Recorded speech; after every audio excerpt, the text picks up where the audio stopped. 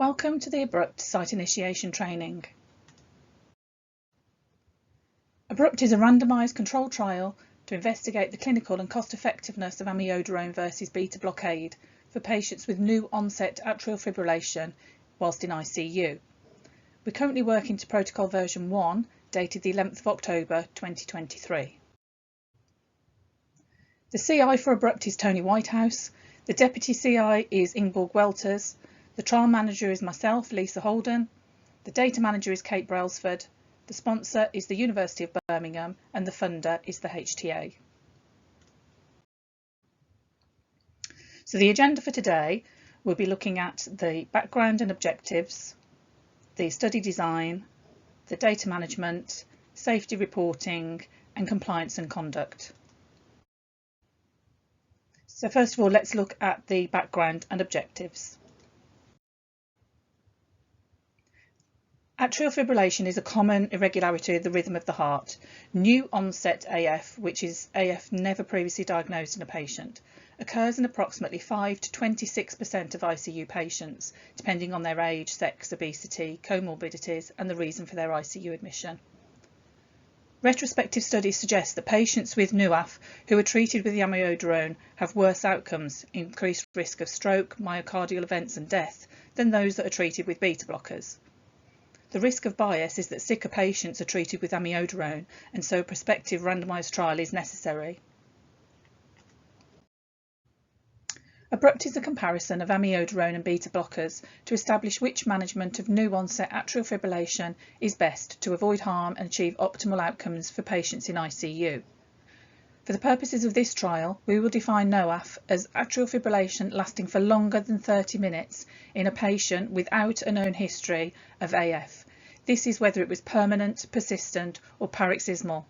This is important and we ask that you check their medical records to see whether they have any documented history of AF. ICU survivorship leads to chronic ill health, morbidity and mortality. NOAF is also associated with significant ongoing costs in terms of disability, care and treatments. ICU clinicians need to understand the best treatments to apply at the time of critical illness to optimise good survivorship, that is a long and healthy post-ICU recovery.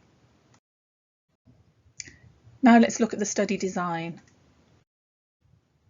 The two interventions are amiodarone and beta blockers. Amiodarone is the intervention. The treating clinician can choose the route and the duration. Beta blocker is the comparator. The treating clinician is given the choice of 8 beta blockers listed in the protocol, but can choose the dose and the route. These are the outcomes for Abrupt. The primary outcome is 90-day mortality, and there are a number of secondary outcomes, some relating to safety and some relating to health economics.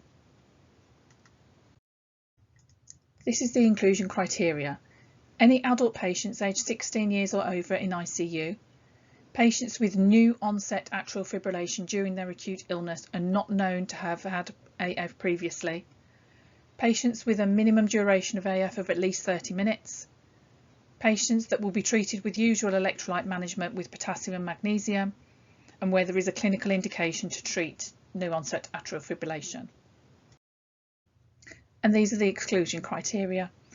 Patients with any known previously documented history of AF. As previously mentioned, this is really important, so we ask that you check their medical records to see if there is any documented evidence of previously having AF. Patients who've received amiodarone or a beta blocker within the previous 24 hours. Patients with current concomitant medication that are contraindicated with amiodarone or beta blockers. Patients with a serum potassium of less than 4 millimoles. Patients with a serum magnesium of less than 1 millimole. Patients who have undergone cardiac surgery during their current hospital admission. Patients who have been diagnosed with thyrotoxicosis. Patients who are going to be withdrawn from life support therapy within 24 hours. Patients who have undergone other thoracic surgery that ingresses the thorax. Patients with any other known contraindication or known sensitivity to amiodarone or beta blockers. And patients who are known to be pregnant or breastfeeding.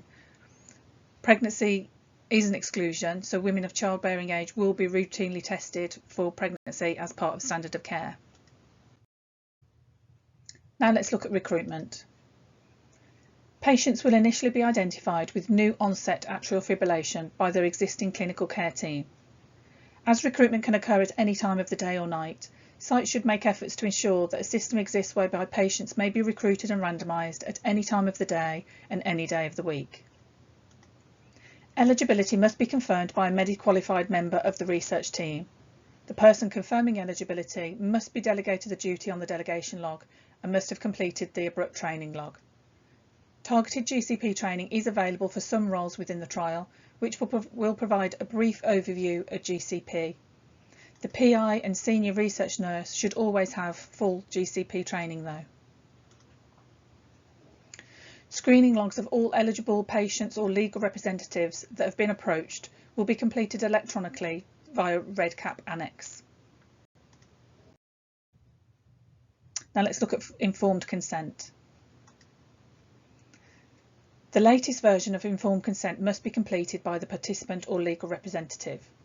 Informed consent will be paper-based. These can be uploaded to REDCap, emailed securely to the abrupt mailbox or posted to BCTU.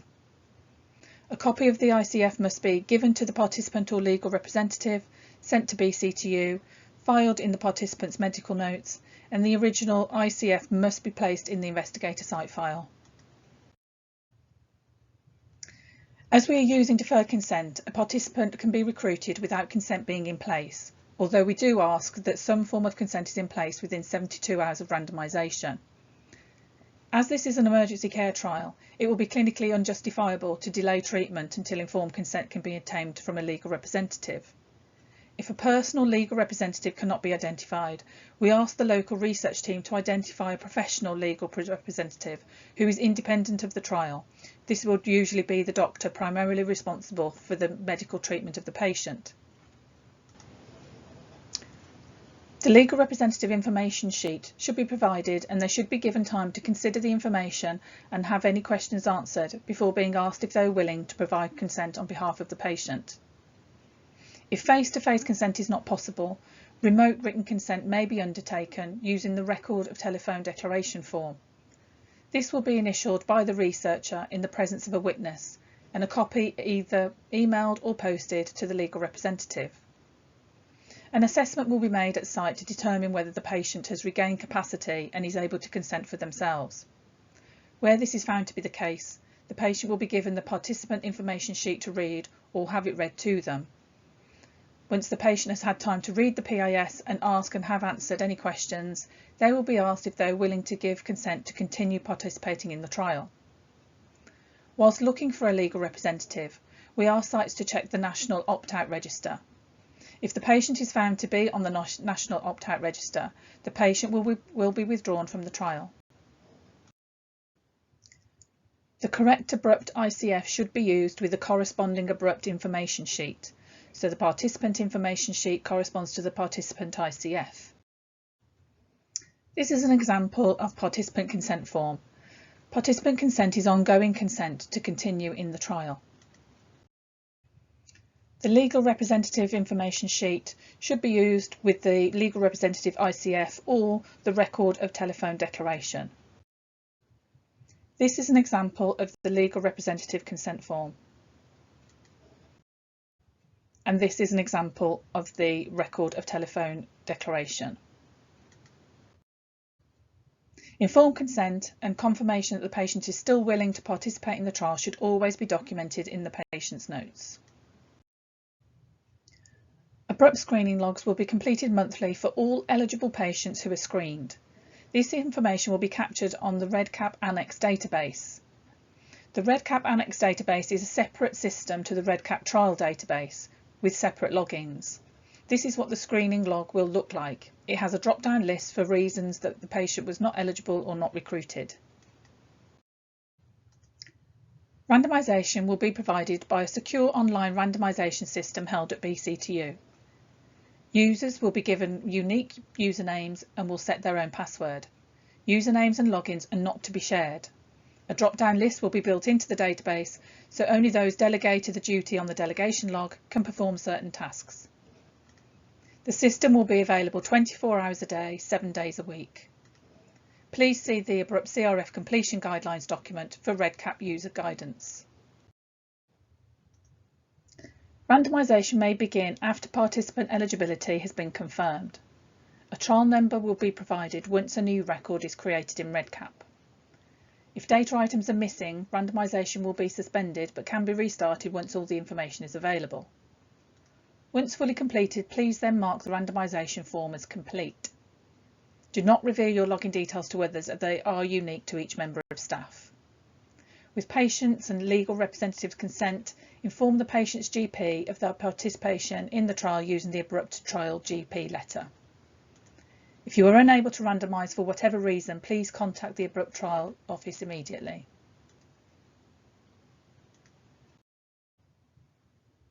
This is a screenshot of the REDCap database for randomisation and data entry. When you log into the database, select Add Edit Records on the left-hand side and select Add New Record and then Create a New Record. There are more detailed guidelines available in the Abrupt CRF Completion Guidelines document for REDCap user guidance. This is a screenshot of the randomisation form. Note the trial number is in the top left-hand corner. Please enter the trial number onto the ICF. There will be a drop-down list of people who can confirm eligibility based on the roles delegated on the delegation log. Once all the information has been entered, mark the form as complete and select Save and Stay from the drop-down menu for the randomised allocation. There are three options for patient withdrawal. The patient no longer wishes to receive the trial intervention, the participant does not wish to attend trial visits, or the participant is not willing to be followed up in any way. Please detail any changes in levels of participation in the patient's medical notes and also complete a change of status form. All patients will be included in the analysis on intention to treat basis up to the end point of the trial or to the point where total consent was withdrawn. Now let's look at data handling. Source data will consist of patient data. This is data obtained using the hospital health data system. The participant's medical notes will be the source. Patient-reported outcomes. These are obtained from the participant via interview with site research staff and transcribed onto the CRFs, which are then the source data. Clinical event data, for example, electronic or paper medical records. Laboratory results. This will be the original lab result, which may be electronic. Health economics data and withdrawal. Where a patient expresses a wish to withdraw, the conversation must be recorded in the patient's medical notes. This will be the source data. And recruitment. The original record of the randomisation is the source data. CRFs are completed electronically via REDCap by site staff. This is with the exception of SAE forms and pregnancy forms, as these will be paper-based and emailed to the Abrupt Trial mailbox. CRFs are considered complete when all data fields are completed or the data has been marked unobtainable. Validation checks have been incorporated into the REDCap database, and CRFs should be completed as soon as they become due. Please mark the CRF as complete once all data has been entered. The Abrupt Trial team will review all data entered by site staff once a form has been set as complete. The BCTU team will lock the form following review and resolution of all data queries. This is a screenshot of the CRF homepage for participant 10015. The record ID shows you which record you are in. The red indicates that the baseline form is incomplete and all other forms are shown as incomplete or no data saved. The 5 upcoming calendar events will show you when each daily assessment is due. This is an example of the baseline form. Once all information has been entered, select Complete at the bottom of the form. In summary, all CRFs are entered directly onto the REDCap database, with the exception of SAE forms and pregnancy forms. SAE forms and pregnancy forms should be emailed to the Abrupt mailbox as soon as possible, within 24 hours of site knowing of the event in the case of SAEs. Any queries generated to address missing or ambiguous data on SAE and pregnancy forms will be emailed directly to the research staff. In summary, the Abrupt Trials team will review the data entered by site staff. Missing and ambiguous data will be queried using data clarification forms within REDCap. Data queries should be resolved by site staff that have been delegated this role on the delegation log. and once all queries have been resolved, the form will be locked by the Abrupt Trials team. To resolve queries that the trial team have generated, select Resolve Queries in the Applications tab on the left-hand side. This will open the data resolution workflow. Correct the issue and complete the data query. The trial team are unable to add or amend or remove data on behalf of sites. The calendar in the Applications menu details when follow-up forms are due as follows.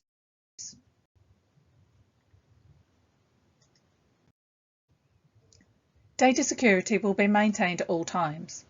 This will be through physical security measures, limiting access control, through network security measures, system design and management, operational processes, data processing, data protection registration, and system audits.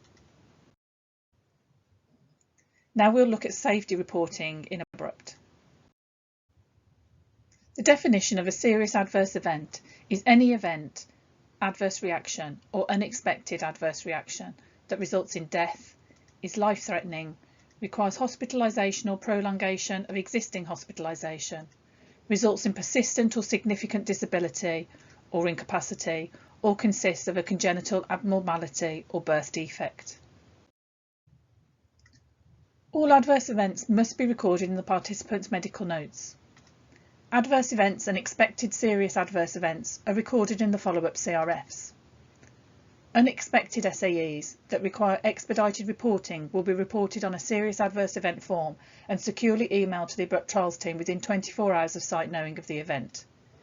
BCTU will then report SAEs to the DMEC and REC as appropriate.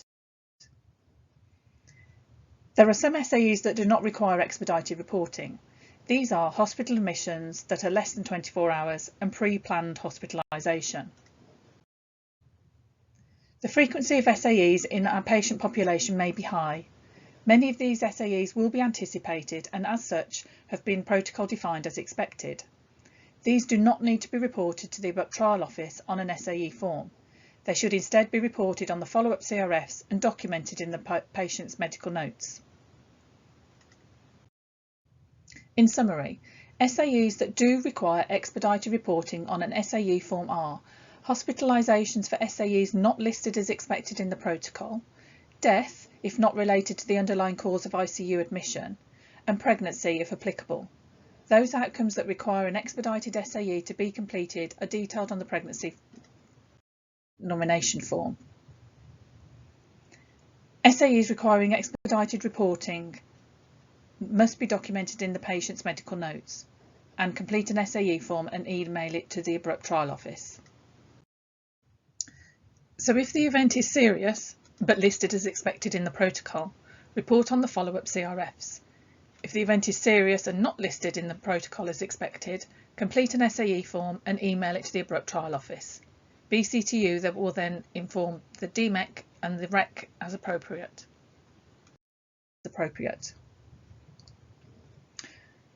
Pregnancy is very unlikely in this patient population. As pregnancy is an exclusion criteria, women of childbearing age should be tested for pregnancy as part of routine care upon admission to ICU. However, if this is not performed, we will require evidence of how sites intend to monitor and/or confirm this. If a participant does become pregnant between randomisation and the end of the follow-up period, the patient must be withdrawn from the trial, a pregnancy notification form completed, and if applicable, an SAE form completed. The sponsor is responsible for notifying the REC of any serious breach of the conditions and principles of GCP in connection with the trial. Sites must notify the Abrupt Trials Office of any suspected trial-related serious breach of GCP and/or the trial protocol as soon as they become aware of it. Sites must provide sufficient information to report the breach and engage with undertaking any CAPA. Sites may be suspended from further recruitment in the event of serious and persistent non-compliance with the protocol and/or GCP and/or poor recruitment. If you are ever uncertain as to whether or how an adverse event or potential serious breach needs to be reported, please contact the Abrupt Trial Office for assistance. Now let's look at compliance and trial conduct. Abrupt will be conducted in compliance with the approved protocol, the principles of GCP, the Data Protection Act 2018 and the Mental Capacity Act 2005. PI responsibilities. Each PI must read the approved protocol and sign and return the PI signature page, adhere to the approved protocol, and be responsible for enrolling only those patients who meet the eligibility criteria. The Abrupt trial will be registered with the Associate PI scheme. This is a unique NIHR development opportunity aimed at any healthcare professional who would like to get more involved in research as part of their career path. It is a 6-month in-work training mentorship, providing practical experience. The local PI will guide and assist the Associate PI in understanding research and fulfil the requirements outlined in the Associate PI checklist. The investigator site file should always be kept up to date. The ISF will be monitored by study staff or a representative of the sponsor. Keep the following documents in your ICF: the original consent forms, paper CRFs, SAE forms, and any file notes. Monitoring. Central monitoring will be carried out on all ICFs and CRFs to check the compliance with the protocol, data consistency, and for any missing data. Sites will be sent data queries requesting missing or clarification of ambiguous, inconsistent data. On-site monitoring will be assessed on an individual and risk proportionate approach and may be triggered by poor CRF returns, poor quality of data, repeated issues with randomisation, for example, ineligible patients being randomised, or repeated issues with consent forms not being completed properly, or a significant amount of missing data. In all instances, findings will be followed up until resolution. End of the trial and archiving. The end of the trial will be 6 months after the date of the last data capture. This includes resolution of data queries. Once all close-down activities have been completed, the sponsor will authorise sites to archive their ISF. The ISF will be archived according to local policy and stored securely and confidentially for at least 25 years. There is a payment of £500 within the site agreement to pay for archiving. These are the contact details for the Abrupt office, and do also follow us on Twitter. What to do next? Finish completing your electronic training record. Please upload a PDF copy of your current signed and dated CV and GCP certificate or email them to the Abrupt Trials office. Ensure you proceed to the final page and click Submit to fully document completion of the training. If you do not receive an email confirmation, it is likely the submission was not successful. Please resubmit it. Print your training certificate and your record of submission document and file them in your ISF. Complete the delegation log and email this to the Abrupt Trials office. Please also attend a live virtual Q&A meeting with your team and the Abrupt Trials office. Thank you for listening, and I look forward to working with you.